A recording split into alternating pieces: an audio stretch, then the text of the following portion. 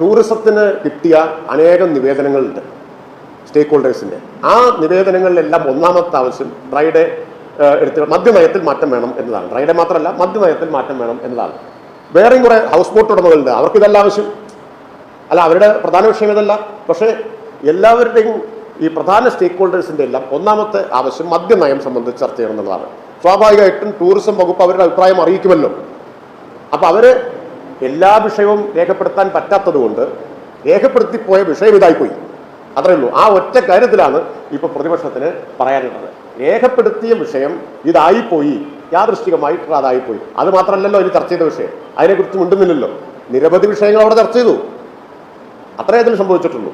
പിന്നെ അവിടെ ചർച്ച ചെയ്തതുകൊണ്ട് നയം രൂപീകരിക്കാൻ പറ്റില്ല എന്ന് എല്ലാവർക്കും അറിയാം. കഴിഞ്ഞ തവണ ഒരു നയം നമ്മൾ രൂപീകരിച്ചില്ല, അതിന് മുമ്പത്തെ തവണ നയം രൂപീകരിച്ചല്ലോ. അന്നൊക്കെ ഇതേ ടൂറിസം വകുപ്പ് അഭിപ്രായം പറഞ്ഞിട്ടില്ലേ? പക്ഷെ നയം എക്സൈസ് അല്ലേ ഉണ്ടാക്കി.